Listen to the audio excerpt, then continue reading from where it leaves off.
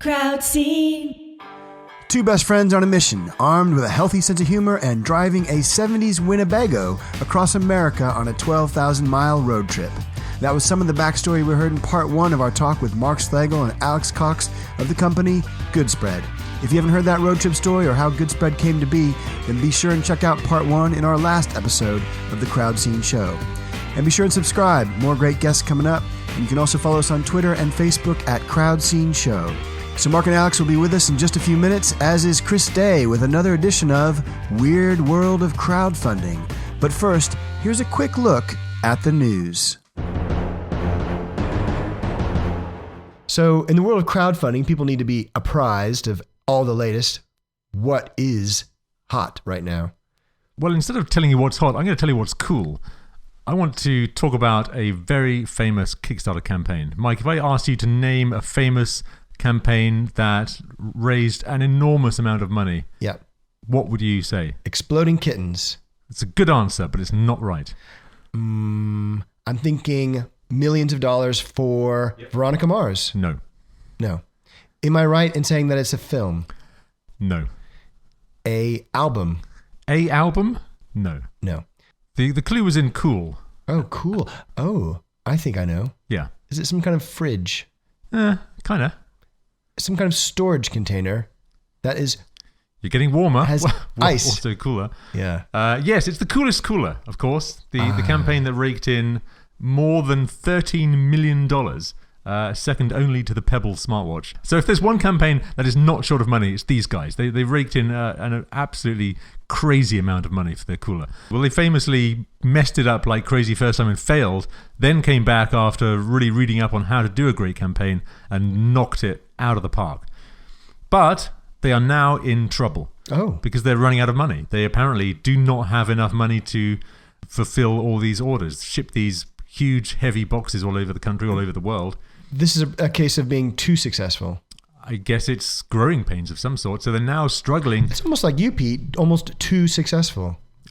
Almost. You relate almost. To this story. I'm very much on the verge of being too successful. Wow. I like to think I'm very much, I try to keep my feet on the ground and within the confines of not being successful at all. The lack of your success keeps you on the ground. Yeah, thanks. Thanks, Mike. So they're in trouble now. Is that what you're saying? Other than that, they are in trouble. Apparently, they're going to start selling them on Amazon just to keep the lights on. Selling what? Selling the boxes? Exactly. Containers, selling the coolers. But I think this is a great example of a campaign not living up to expectations, even though it seemed like a home run.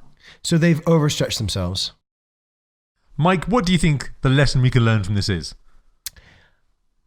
I think you've got to know your limitations. You know that they had a great product and perhaps they had too many stretch goals. Now they can't deliver. I guess their strengths are in selling things rather than making them and shipping them.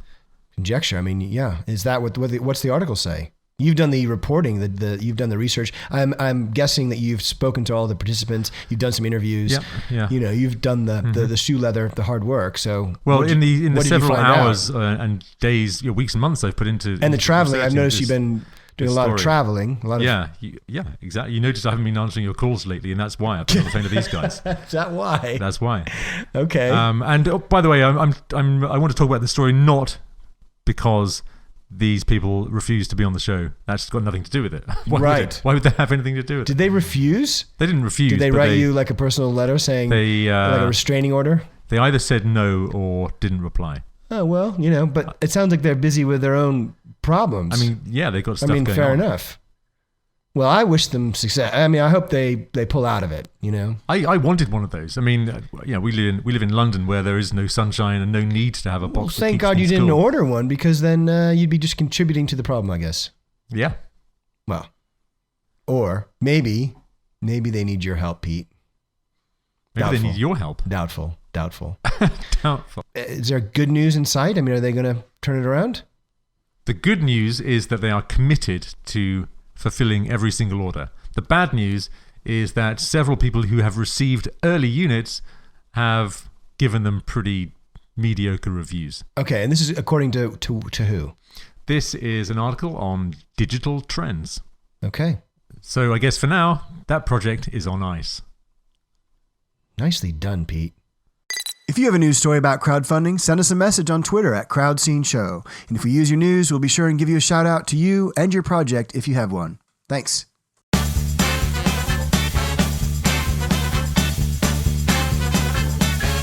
All right, on with the show. We're on to part 2 with our talk with Goodspread. To combat malnutrition in developing countries, Mark Slagle and Alex Cox started an all-natural peanut butter company. It uses a buy one, give one model to donate one package of food for every sale generated by their peanut butter. Both Mark and Alex have a lot to say on how to crowdfund and how to start a business, and we found their advice genuinely inspiring. These are two best friends working with purpose, but also a great sense of fun. You're going to enjoy this, so let's join them again here in part 2 of our talk with the team behind Goodspread.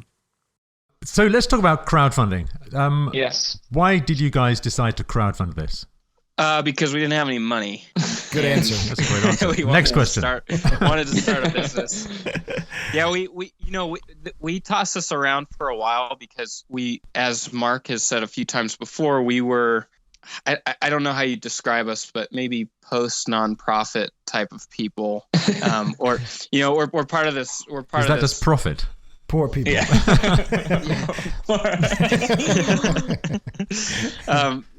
So we were for profit, of course, but we didn't. I don't know. We just didn't want to go through a process where we had to have our hands out again, because that's what you do a lot with nonprofits. You just go around and ask for money, and we really that's one of the things that fueled us with Goodspread is let's create something where we don't have to ask for money anymore, but we have an exchange that people feel is fair and equal. And we're, instead of us, having yachts and mansions in the mountains, we can just give a lot of that profit to build up this thing we really care about. Mm-hmm. So when we went to Kickstarter, it was with a heavy heart because we didn't want to be asking for money again, but we knew we kind of had this final push to basically a litmus test to see, would people even be interested in this? And through the rewards, we were basically able to offer the product, and so it was more like a pre-order. Mm-hmm. You mentioned Kickstarter, but we didn't make it through the Kickstarter. I was going to get to that. I was just getting to that. We got rejected from Kickstarter, and that was a big blow to us. And at first we thought, is this a sign? Are we supposed to back out of this? And they actually suggested we try something like Indiegogo. That's interesting. And the reason was because, and I think that I believe this is still the case. You guys would know better than we would, but because there was an element of the dollars that were being given to the campaign would be going to Mana, because of that buy one give one model. Mm-hmm. They rejected it on the terms that they only support campaigns so that was, we were heartbroken, and we thought, I hope this doesn't get back to the Indiegogo team, but at first we were like Indiegogo they're like the ugly stepbrother of Kickstarter, like are they really going to, are we really going to be able to make a successful campaign? Because all we knew at that point really was Kickstarter. I mean, that was kind of for us, that was the top notch crowdfunding platform. Mm-hmm. So Indiegogo by default. Indiegogo by default, but maybe by the grace of again, the peanut butter gods, because I really do believe, and Alex, jump in here, but I feel like our decision to use, or our situation of having to use Indiegogo is really what helped us succeed in our campaign. Yeah, absolutely. I think that's because we were able to create a campaign on Indiegogo. It's kind of the bigger fish in a smaller pond model where because we put in so much work on the front end to our campaign and made all those videos and kind of built up this audience, we were elevated by the Indiegogo team. And so they, contacted us and reached out and helped us push that campaign really to success. I mean, there was one day in particular where we made it onto their, they had just started this new thing called their Go-Go Factor, which was their kind of like statistics to know which campaigns were gaining momentum and traction. And they put us on the top of their email list. And that day, I remember Alex and I were just sitting at our computer hitting refresh and like panicking, because it was literally every 30 seconds or 45 seconds there were new supporters coming into our campaign. And from there, it was just a race to through the finish line. So let's talk about some of that work that you did right before the campaign. How long did you spend setting up the campaign and doing all the preparation, getting in touch with the press, making the video. And what would you recommend listeners do in their pre-campaign? Well, I would just say, Alex, I'll just say something real quick. I would note that to me, the most important part of a campaign is all the pre-production you put into it. To us, if in theory, all the work that you put in on the front end of a campaign should equate to during your campaign. It should just be paint by numbers where you're to us. Again, this works different for different people, but I think we spent about 6 weeks to 2 months before the campaign, prepping every day for it, knowing, trying to figure out exactly how much we needed to raise, a schedule throughout the campaign of when we wanted to do this or that, creating some of the content for the campaign and reaching out to people to kind of prep fuel the what's the phrase I'm looking for? Whatever. Yeah. So I would say to break it down, 3 really important things are just that first one is spending time doing research. The second one is reaching out to friends and family. Whenever we talk to some people who are asking for pointers sometimes, and we tell them have 20 to 30 people who will give $10 to $20. And then the third one is if you can, come up with a few $1,000. Well, it depends on the size of your campaign, but come up with about 15 to 20% of your campaign funds before you start the campaign. And that way you can seed the campaign as it goes along. And this is something we learned in the research phase. As soon as a campaign stalls, people stop giving because they want to give to a campaign that has momentum. And so that was really important for us. We'd have days where we were just a little bit off the map. We'd take a few $1,000s from some generous friends of ours that had helped in the building up, and we would kind of just seed it along to keep that momentum going. That's smart. So you had a plan before going in that kind of how to deal with that slump. Yeah, right. Exactly. And because of that, for us, we got everything we needed in about 18 days, and then, went over about 7% or so on our campaigin. So it was great. Did you do much press before the campaign went live, or any press? We sent out a lot of tweets. I feel like So I think we tried to reach out to Sinbad and any other B class actors. Alanis Morissette. Alanis Morissette. Sinbad and Alanis Morissette. Were they any help? There was a girl who retweeted us though. Michelle Branch. Yes, Michelle Branch. Yeah. So we basically we didn't really have that much success on the front end. But we did build out a press release that kind of explained all of the basics of the campaign, and we sent that to as many people as we could. But honestly, it was the success of the campaign that caught people's eye. Right. So we sent out as much as we could on the front end, but then once the campaign got started and we had something that was a direct call to action for readers and people that were interested, that's when we got more support from the press and people kind of, because at that point during the middle of the campaign, everyone's excited to see the clock ticking down to know, are they really going to make it or not? And that was a question Alex and I faced at the beginning as well was, do we do one of these flexible campaigns with Indiegogo where you basically at the end of your campaign, you keep whatever you raise, even if you don't raise your goal, but Indiegogo takes a larger percentage of that? Or do we make a deadline that if we don't reach that goal, we don't get any of the money? And we went with the second option because we really did believe in that risk of bringing in our customers to the story and basically raising the stakes. We felt like raising the stakes would give everyone more of a purpose and more of a commitment and make us work harder. I mean, honestly, it's like if we had known that we were going to get the money anyways, I feel like we might not have made it to our goal. Were you two feeling the stakes right before you went live with the campaign, before you pressed that button? I mean, my mom told us it wasn't a good idea. So you didn't listen to your mother? Yeah. She also told us not to hitchhike. Or no mustaches, no hitchhiking, no campaign. I think there was, this is vain, but there was definitely a feeling we thought after we launched it that, wow, if this fails, it somehow reflects on our reputation as people. And I would just say we've been fortunate to not have, out of 2 campaigns, we haven't had a failed campaign. But to people who do fail, I mean, I have all the respect in the world, because most people won't even try. Yes. So yes. Well, I think we've heard that a few times about that. It can feel very personal by the time you go live or something, that this is you have a real emotional investment. Yeah. Yeah, And then you've got the absolutely. story of that one of the most successful crowdfunding campaigns ever. That guy who created the coolest cooler on Kickstarter. Yeah. Oh, yeah. He failed the first time, and he came back and just knocked it out of the park. Nailed it. That's right. Was there a moment where you felt like you weren't going to make it? That this was not going to be a successful campaign? I would say yes. Or maybe not utter failure, but there was a lot of concern in the first third, kind of as you're looking up the hill. I mean, there's the excitement of the first day or two. But then you really realize we were asking for a lot of money. And I don't know if we even realized that, Alex, how much, relative to other campaigns, we had set the bar really high. So there were definitely some moments where we thought, this might not happen. This might not work. And what are we going to do? How are we going to pivot from here?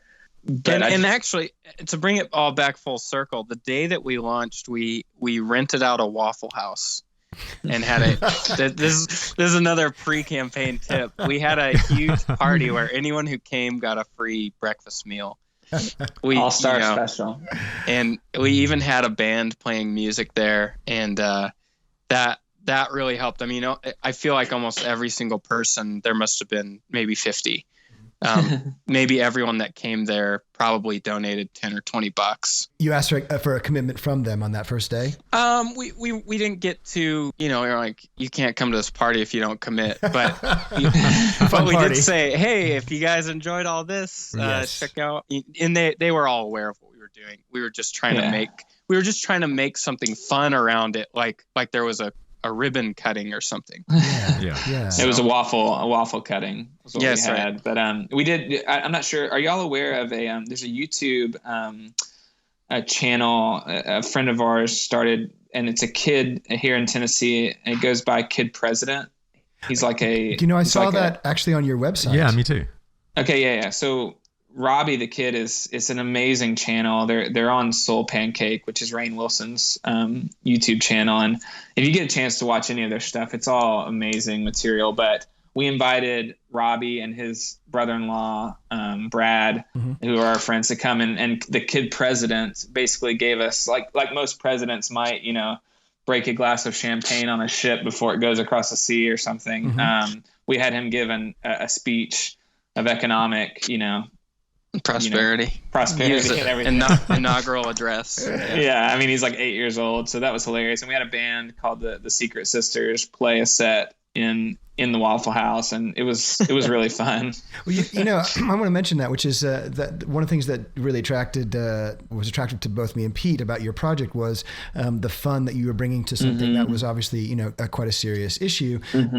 The importance of making something like this fun and participatory. I mean, why is it that sometimes if you just introduce a subject that is very serious, that people go, you know what, that's a turnoff. I think it's something that we're inundated with it, in the news.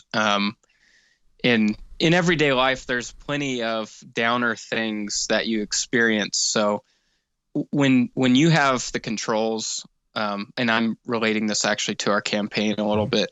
When you have the controls and you're surfing around the web, I mean, most people probably don't want to go and spend their time on something depressing. But there is this kind of, we have to be delicate with it because it is a really heavy subject. And so Mark and I went back and forth a lot in molding this into something that was approachable and focusing. There's so many stats we could throw out to you that would you'd be depressed for days. Yeah. And you wouldn't want to eat food anymore. You'd be like, I don't deserve this food, whatever. Yeah. But there's the awesome thing is that what we're promoting ultimately is a cure to severe malnutrition. And that's pretty massive. Yeah. So if we could just focus on that part, 80 to 90%, we'll give you the stats. But 80 to 90% of what you're going to experience is us talking about the cure and how all of us can be a part of it and make sure that it's a cure for everyone, everyone who needs it. So I kind of relate that to the campaign as an overall tip, which is people, in general, depressing campaigns probably aren't going to go as far as positive campaigns. And if you're deep in it, if you're in the trenches, it's always intense and it always feels serious. So you have to be able to zoom out, get some other perspective and figure out how to, make it fun, make it positive, because that's always way more approachable than being serious. That is really well said. That's great. Definitely. It's definitely a balance that you found, and I think you've just got it right. Can I ask, for each of you, how personal has this project become?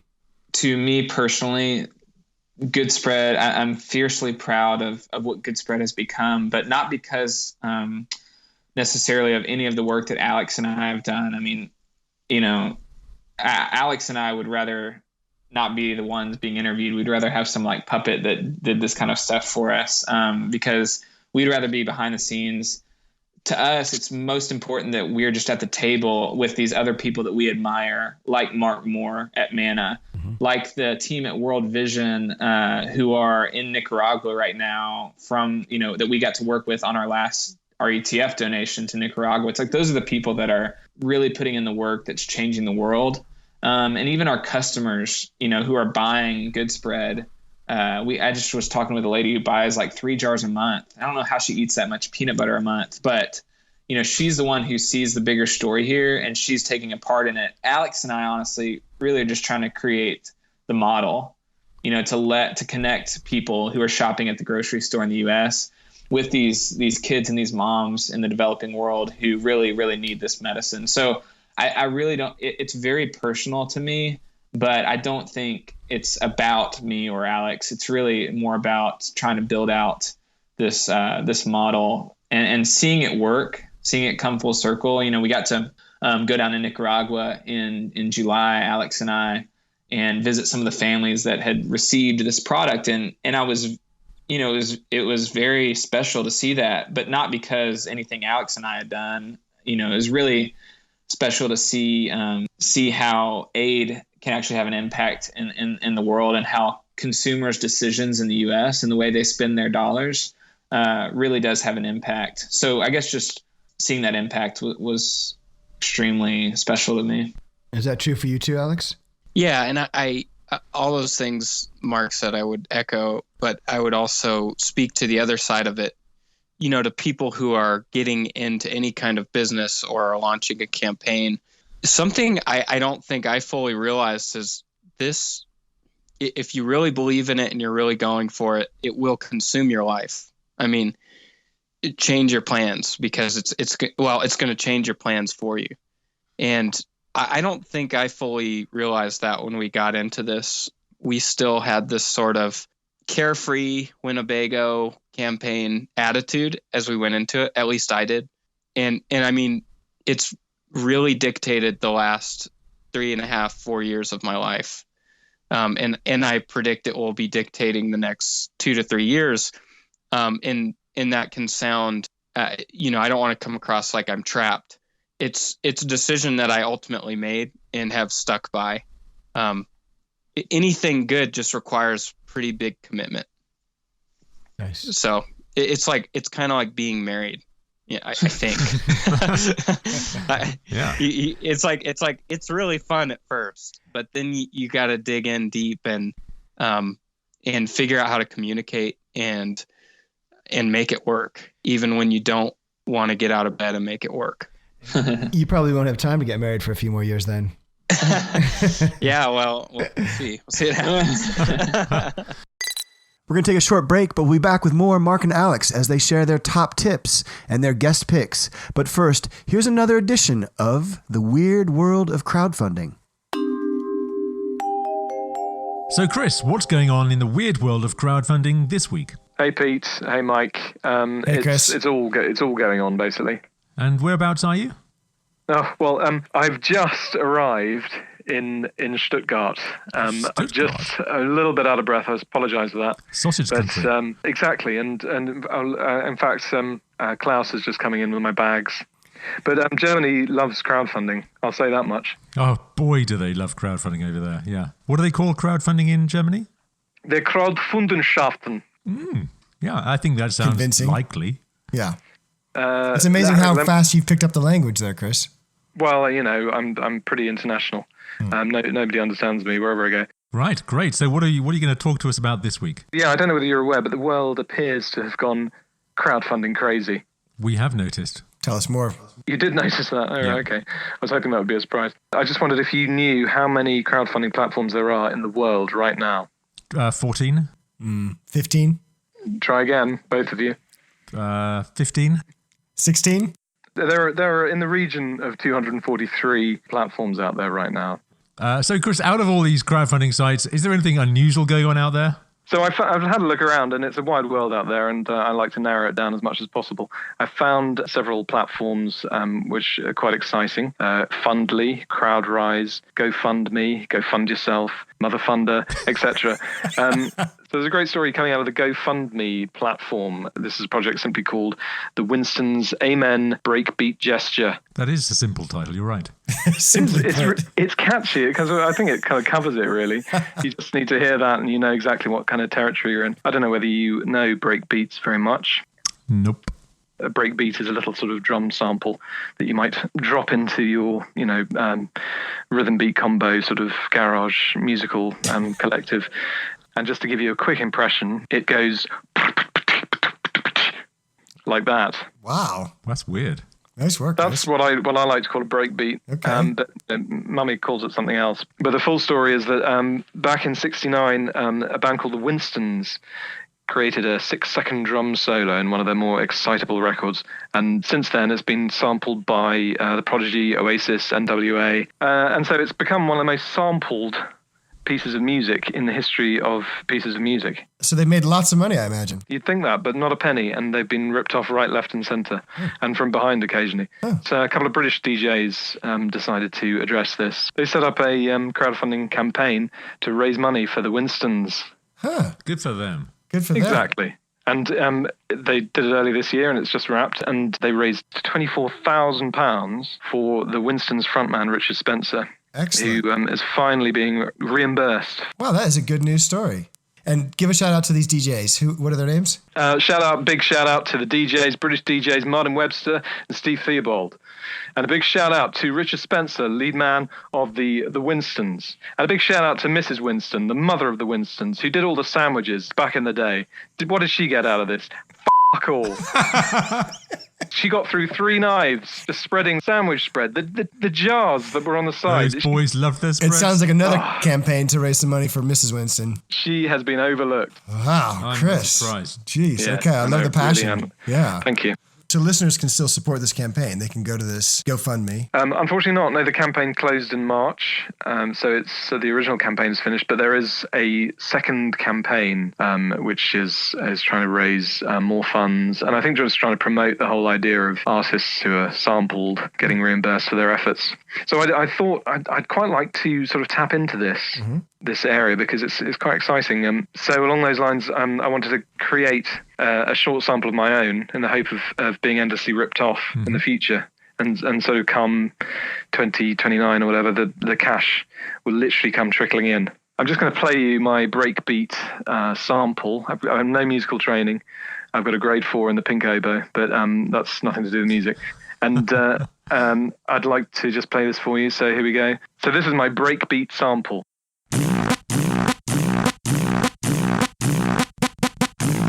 Whoa, Chris, that was incredible. I didn't really know what to expect, wow. but that is James Brown would... Are you serious? That was... I may not be an expert. I applaud your industry, Chris. I mean, thought that was superb. I thought that was poor.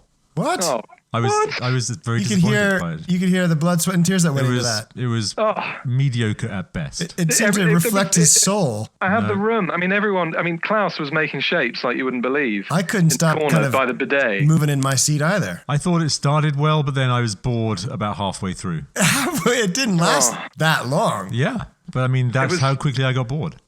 Well, Pete, let me just say, you've got to imagine that repeated endlessly for about 3 days. You know, I think that's a hit. I think you would and maybe some drugs as well. Well, I'll tell you what. Let's see how many people sample that out of our we'll see. podcast. Chris, you will be and, endlessly ripped off, and well done, sir. I hope you are ripped off, Chris. Endlessly.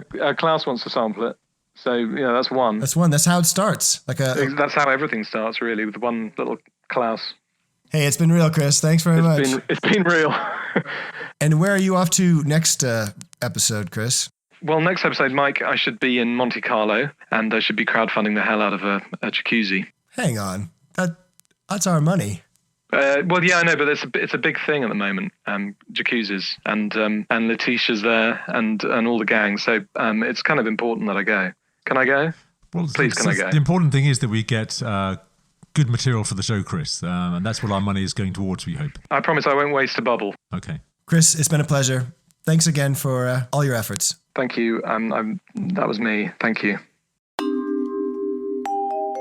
All right, Chris, thanks very much. That was Chris Day of the Weird World of Crowdfunding, another edition coming up in our next episode. So be sure and subscribe. And now, back to Mark and Alex, talking about their successful Indiegogo campaign for their company, Good Spread.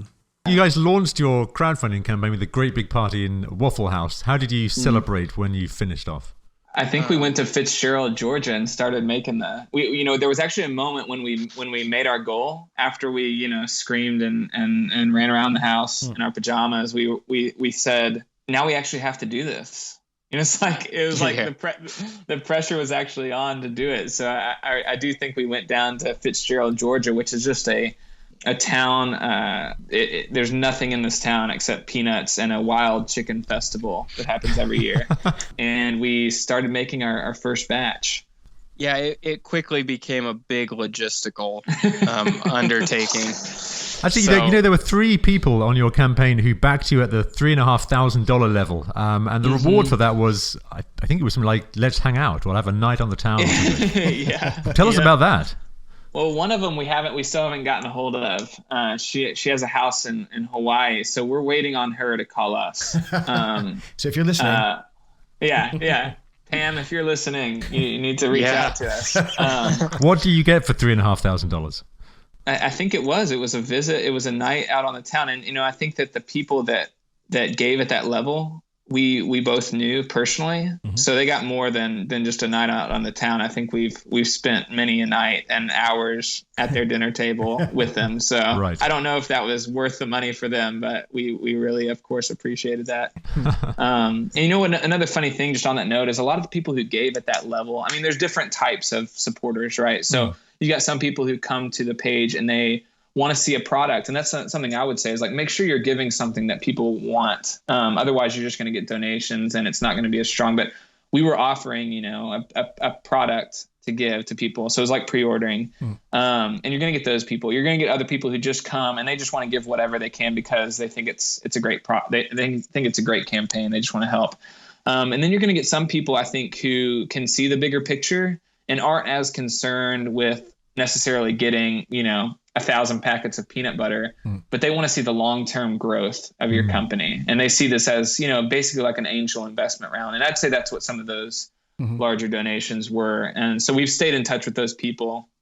One guy's up in the Northwest, and every so often we'll check in with him and update him. And I think that that's what's more rewarding for him, is just to know that we're still in it. And I would say that, Alex and I have talked about this a lot, but we don't have a lot of finesse at Good Spread. Like I was joking about technology earlier. It's like we can hardly start up our computers someday, but I do feel like when it comes to grit, we have an abundance of grit, and maybe that's just the peanut butter in us, but we've, from an exploding Winnebago, to hitchhiking to keeping this company alive when we literally have $0 in our bank account. It's like, those are the moments that when you get to the moments of surplus or of success, you take it with a grain of salt because you know what you had to go through to get there. And so I hope that we're always, that we always carry an air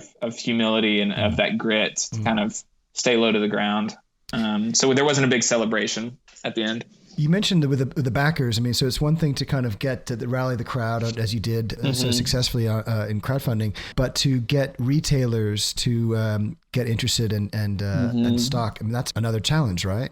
Yeah, you can't invite them to Waffle House. Yeah. Well, you can.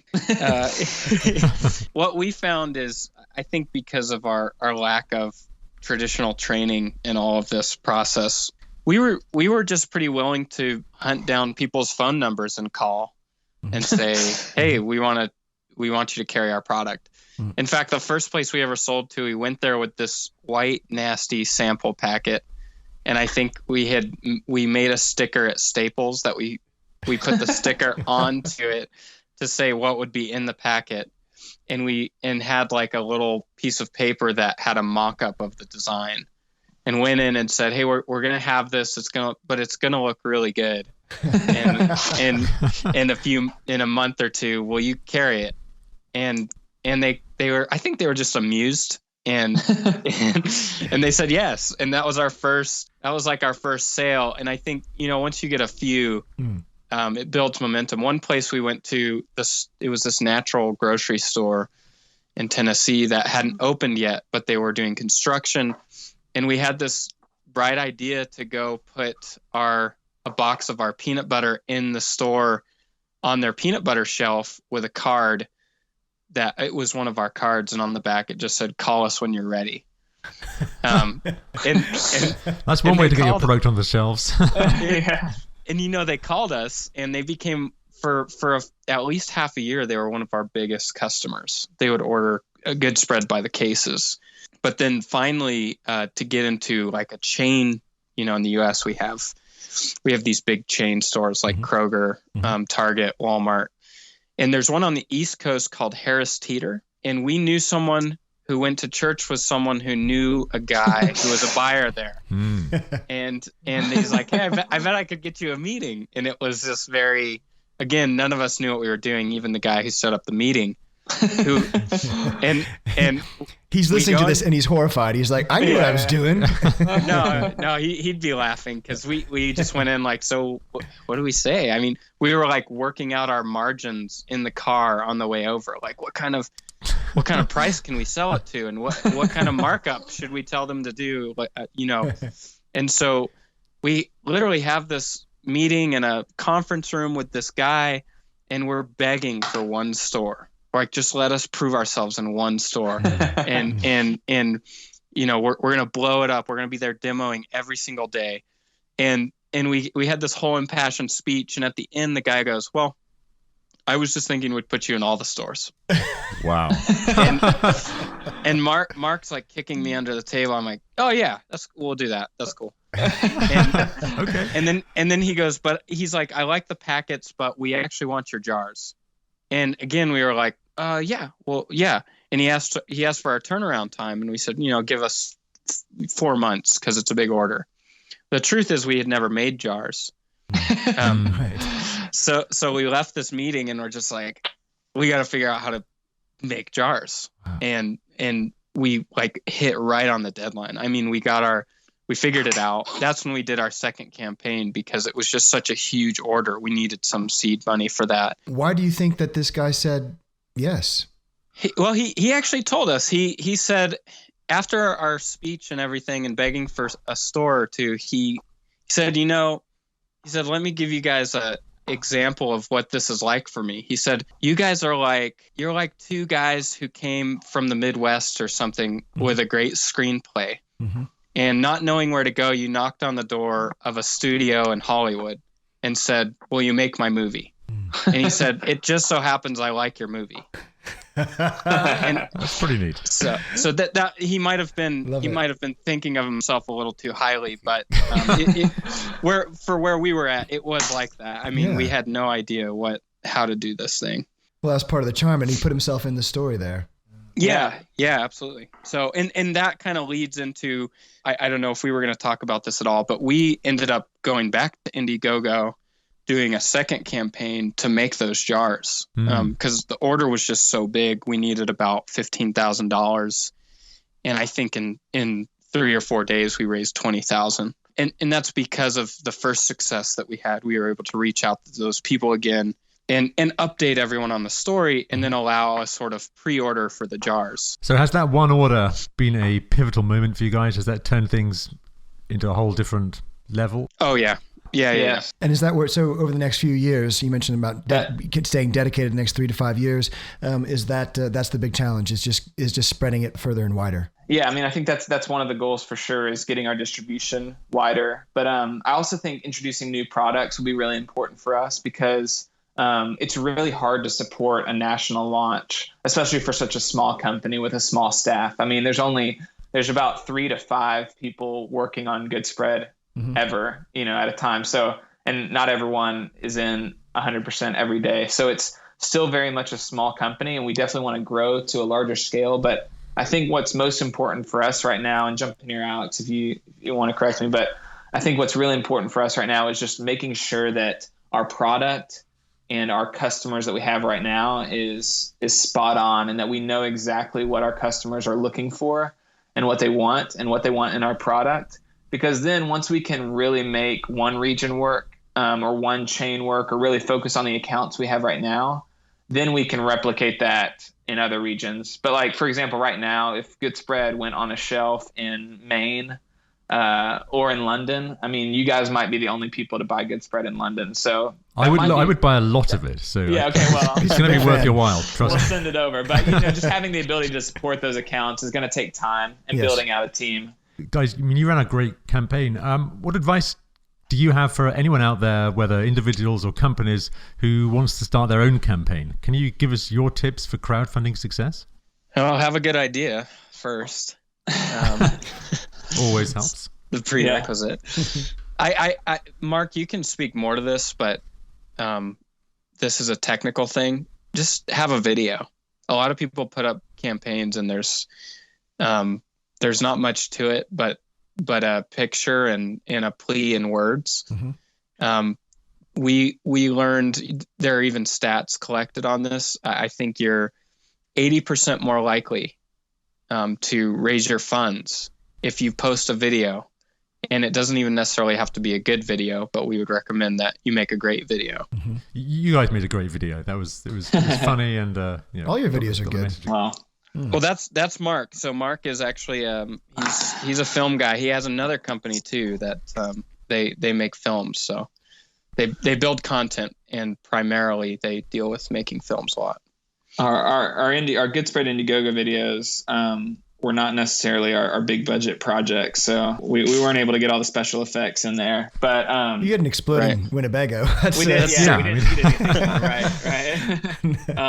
So I would just say for people interested in, or thinking about starting a campaign, the things that that we learned were, one, like you guys mentioned earlier, just to stay really positive. I really do believe that positive encouragement or happiness encourages people to action more than guilt or sadness does, or at least that's what I want to believe in the world. I mean, guilt and fear definitely work as encouragers, but I don't think that it's the most effective way to push people to action.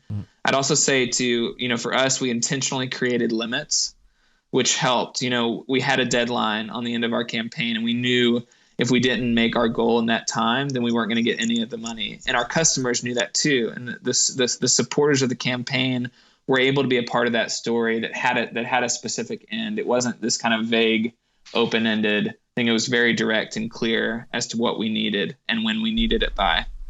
And the last thing I would just say is to make sure that if you can, that you have a team. I mean, not to get too cheesy, but Alex and I are, I would count him as a brother in many ways because of what we've been through in such a short amount of time. But even just the idea that everyone watching this campaign or supporting this campaign knew that we were in it together, and that we had these partners in the team at Mana and the team at World Vision, who are our kind of giving partner. I think that it wasn't an illusion, but that idea of a larger support system of people really gave our supporters more confidence in our abilities. So that's really important. And I imagine each of you kind of brings something a little bit different than the other. Yeah, Alex has got the looks.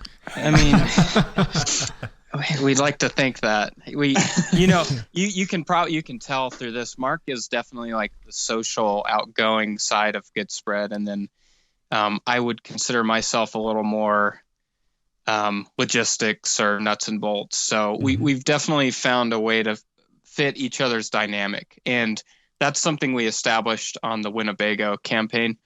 So I was going to say maybe what people can consider doing before or during a campaign is buying an old Winnebago and driving across the country, and they'll figure out how to bond really fast. That is great advice. I think that's what they teach you in business school these days. That's right. I think Harvard's all over that. Yeah. Yeah. Look, before we wrap up, it's time for guest picks.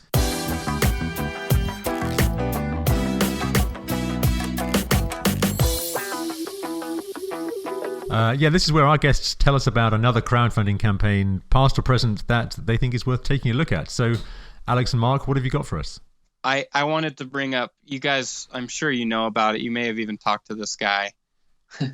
Campaign created by, the name is Zach Danger Brown. I'm guessing Danger's a joke, but maybe not. It's called Potato Salad. Yes, of course. Right. Yes. Yeah. He was going for $10 to make a potato salad, raised $55,492. And what's so great about the campaign is it's a great campaign to learn from, because he had a satire going on, and he was poking fun at a lot of elements that they're actually really, it's great. It's just a great formula. He shows you the whole formula through his video, and even some of the camera angles and shots, like, you laugh at it, but it's the kind of stuff people want to give to. And he proved it, because all he's doing is making a freaking potato salad, and he raised $55,000. So that was a campaign that you studied or informed your approach. This came along later, but I remember watching it and being like, when it first got started, he already had a few $1,000s. I remember watching it thinking, this guy nailed it. I mean, he knows exactly what people coming to these sites want to see. And he did it all. He was making a joke, but he proved the point. So the potato salad guy gets the guest pick of the week, or guest pick of this episode. Yeah. And when you're over here in London, we'll get some beers. Oh, please. We'll bring you peanut butter. Beers and peanut butter. That'll work. After a while. That's crazy. That's crazy. It's a thing. That's nuts. It's nuts. All right. Before we say so long, can you leave us with some words of wisdom? And perhaps each of you has a quote or something that you share. Is there a quote that inspires you? Any words to live by? We've got a combined one from our patron saint that Mark will share. Right. Yeah, we could nerd out and talk for another hour about our hero, George Washington Carver. But George Washington Carver, for many reasons, is a patron saint for good spread. And without going too far into details, I'll just read to you what is actually written on his tombstone, which is, he could have added fortune and fame, but caring for neither, he found happiness and honor in being helpful to the world. And this is really special because George Washington Carver was a man who was born into slavery near the end of the Civil War. And grew up, he was essentially malnourished as a child. So he was kept inside the house where he learned to read, and grew up and educated himself, and ended up becoming one of America's heroes, who basically patented the peanut butter process that we all know and love today, and kind of revitalized the South's agricultural system by replacing, cotton, which was taking up all the nutrient from the earth, with the peanut, which actually adds nutrient back into the earth when it's being grown. So we could go into a lot more, but George Washington Carver is someone who's never in his whole life, never accepted any kind of fame or fortune, and really helped change the world for specifically a lot of African-American students that he taught. And obviously now, through this peanut butter that Manna makes that goes out to kids around the world, his impact is still changing lives. So we love George Washington Carver. We have a big framed picture of him in our office. We kind of look to him whenever we come to a decision point for good spread. We burn incense in front of it. So the patron saint. That's a great quote. Yeah, that's a nice note to end on. Yeah. You guys are awesome. It's been so much fun talking to you. I feel like we could keep going. But sure. Where can people go online to find out more about Good Spread? So if you go to our website is helpgoodspread.com, and on social media, on Facebook and Instagram and Twitter, we're just at Help Good Spread.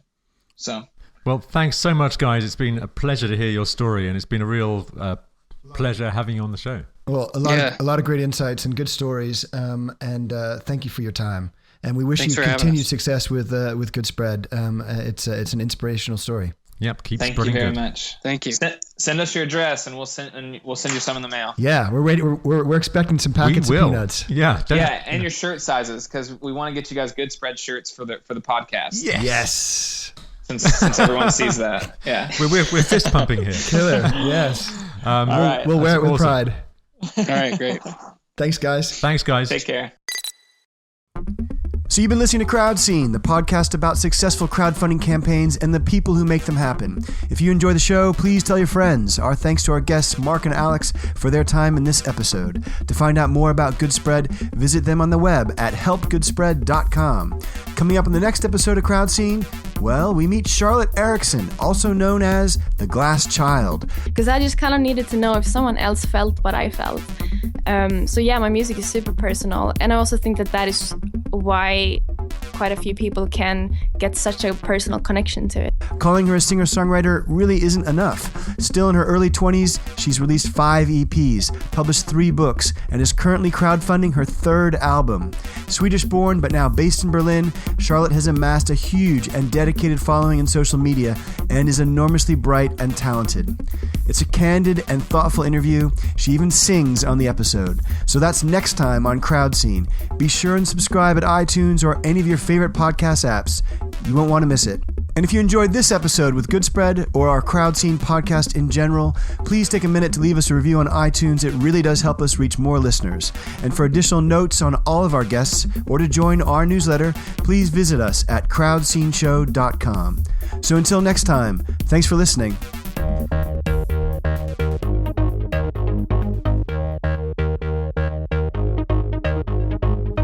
Crowd scene, gonna kick it with Pete and Mike. Crowd scene, interviews behind the hype. Crowd scene, crowd scene. What do you do? What do you say to make crowdfunding go your way? Crowd scene,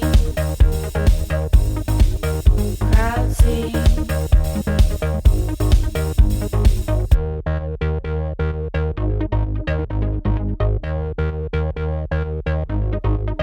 Crowd scene, crowd scene, crowd scene. Your shake brings all the backers to the yard.